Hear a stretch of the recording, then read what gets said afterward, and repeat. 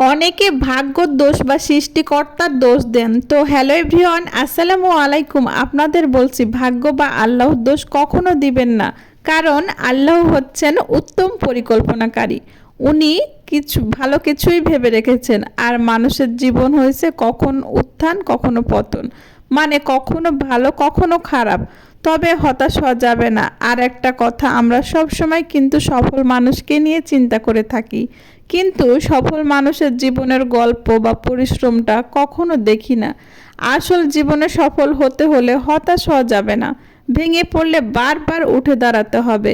একবার না পারিলে দেখো শতবার, একটা কথা আছে না, একবার না পারলে বারবার চেষ্টা করতে হবে, শতবার চেষ্টা করতে হবে, তাহলে আমরা সফল হতে পারবো। সত্যি একটা সফল মানুষ কতটা পরিশ্রম করে জানেন?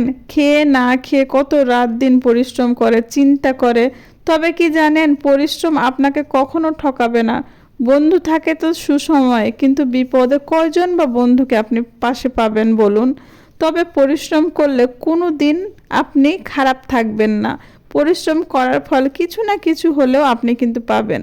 তাই মহান আল্লাহ বা কাউকে দোষ না দিয়ে নিজে প্রচুর পরিমাণে পরিশ্রম করুন, একদিন সফল হবেন ইনশাল্লাহ। হয়তো বা বেশি বা হয়তো বা খারাপ থাকবেন, কিন্তু ভালো থাকবেন, কখনো খারাপ থাকবেন না। পরিশ্রম করলে মনও ভালো থাকে, মন ফ্রেশ থাকে, অন্যান্য অন্যায় কাজ থেকেও বিরত থাকা যায়। এজন্য মানুষের উচিত সবসময় পরিশ্রম করা বা ভালো কাজের সাথে থাকা।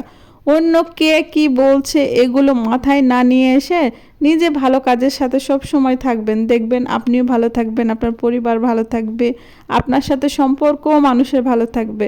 আর বেশি মানুষের সাথে মিশলে দেখবেন সম্পর্ক নষ্ট হয়ে যাবে, অন্যায় কাজে জড়িয়ে যাবেন। এই জন্য পরিশ্রমের সাথে সব সময় থাকার চেষ্টা করবেন। ধন্যবাদ।